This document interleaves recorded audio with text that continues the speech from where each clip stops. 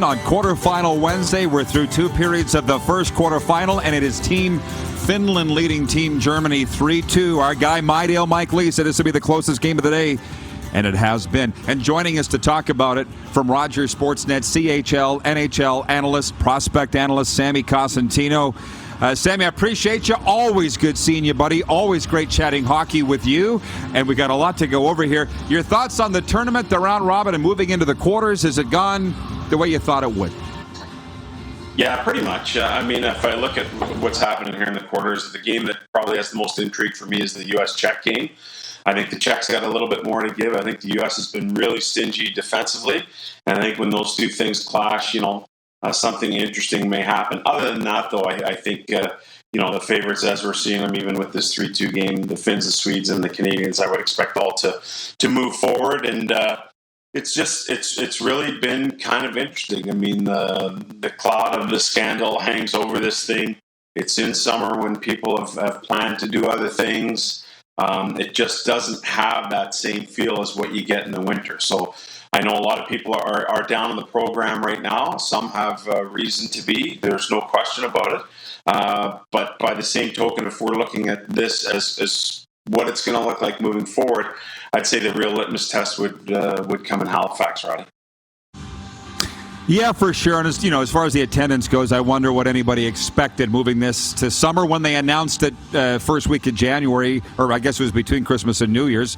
And they said they were going to play in August. They announced that later in the spring. You knew that it wasn't going to be packing the barn. My God, Sammy, it's 30 degrees here, and I can't be in Edmonton at a World Juniors without thinking of you. I don't care if it's minus 40, plus 40. This is our town, buddy.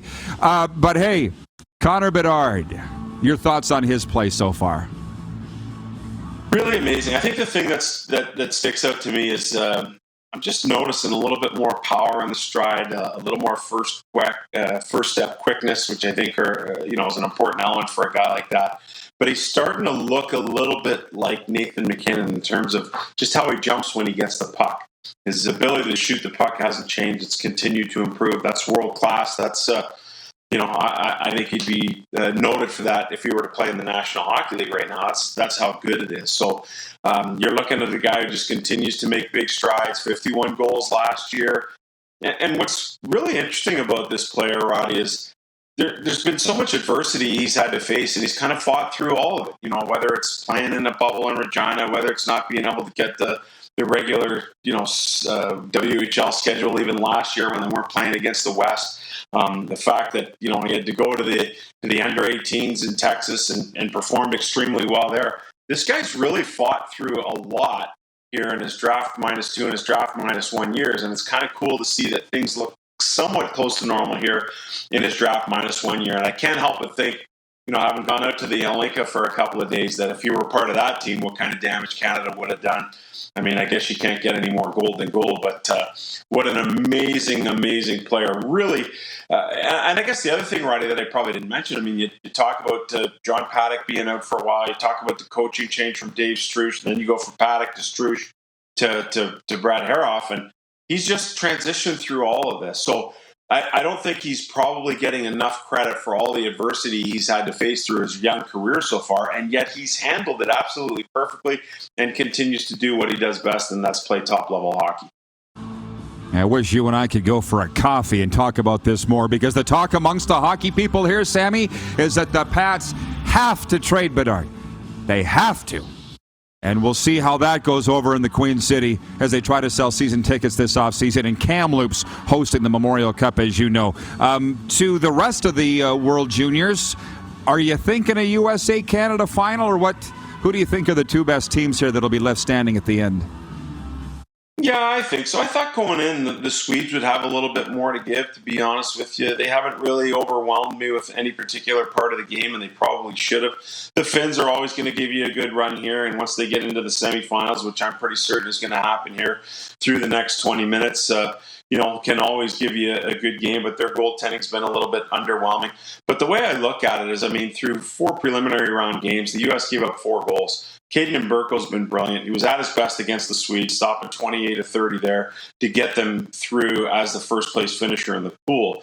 So I really like what they have. They have goal scoring. They've got skill. They've got some D.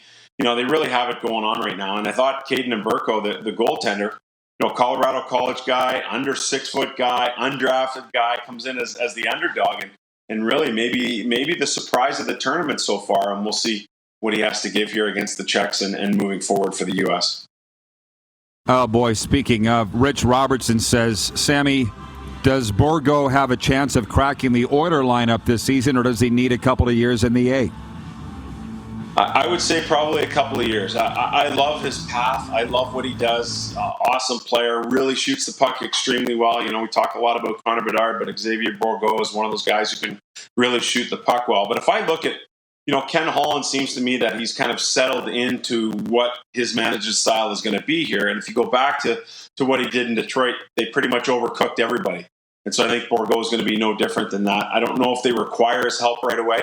I don't know if he comes up and plays, if he can be an effective guy in a bottom 6 role, which is where he'd have to play if we were to play with the Oilers this season. So I think the opportunity to give him some reps in the American Hockey League is going to be super, super important for him. But I love the trajectory he's on. I love how his game has grown, since watching him at 16 years old with Shawinigan through to the Memorial Cup this year. Have a lot of really good things to say about the player, but obviously his calling card is a shot. But I do believe that some time in the American Hockey League will serve him well and serve the Oilers well. All kinds of questions coming in regarding the prospects, but I got to switch to baseball in the time we have left. Sammy is originally the voice of the Montreal Expos on The Score, as we all know Sam and talk about fondly. These Blue Jays, man, they can't fire another manager. They're leading the American League in errors. What's your take on the Bluebirds here as they get into down the stretch? As poorly as they've played here, especially over this 10-game stretch, they're still in a position, in a wild card position. And to be honest with you, I kind of like that because this team hasn't played to its potential. I think there's a lot more left in the tank here. And if you can endure a bad stretch at this time of year where the playoffs are right around the corner, I think it bodes well for you. So I know people are panicking right now. You look at the losing 8 out of 10, you think that's the end of the world. For me, I kind of look at it the flip side. Better for this to have happened now than a month from now, and then you're playing yourself out of a playoff position. So situation for the Blue Jays is got to get back, getting Springer back and healthy. I don't know if he's going to be, healthy enough through here the rest of the year, but he changes the dynamic of the lineup so much, and he changes what you're able to do, especially late in games when you're trying to match up or you need that important player to come off the bench for you. I just hope George is healthy enough to do what he does best, and that's be a real catalyst in the leadoff spot, be excellent in the center field when he gets the opportunity to play out there, and really be a spark plug for this club, as he was signed for such a long time to do. So a lot of different things, Roddy, have happened. Bichette hasn't had quite the year. Vladdy's had a good year. The average is pretty good. The hit streak looked pretty good. But the power maybe not exactly where we'd expect it to be. Still looking for some swing and miss out of the bullpen. Still trying to figure out what you're going to do with your 3 and 4, your 4 and 5 starters. But overall, to endure this stretch and still be in a wild card spot, I think is pretty impressive. And I think that actually bodes well for Toronto. But they are a tremendous team, Sammy. Like 6 all-stars. Yeah. If for whatever reason the bottom fell out, that would be massively disappointing for the Blue Jays and their fans. Expectations are high, but they should be. Don't you agree? Yeah, no question about it. And listen, management is going to have to be held to account here at some point. I mean, they've spent some time building things up. You kind of get into the cheapy playoffs there with the shortened season and playing in 3 different homes, but it still worked out to get into the playoffs because they were expanded. So good for you. But I don't think there's any more hall passes left for this management group. They've done what they've had to do. They've gone out and spent money when they've had to. They've been active on the trades and acquisitions. So this is kind of the team that they're going to have to take moving forward. And if it doesn't work out, if a playoff spot is not available to Toronto, then I think management will be held to account. They've kind of fired their one bullet here with the managerial change. Yeah, absolutely. Fun to watch. Hey, they're taking to the ice for the 3rd. We'll let you watch it, Sammy. Thanks for the visit as always, my man. Enjoy the hockey. Okay, Roddy. Hey, listen, don't tear up Edmonton without me, bud. Not a chance. Sportsnet CHL and NHL analyst and prospects analyst Sam Cosentino joining us from Toronto.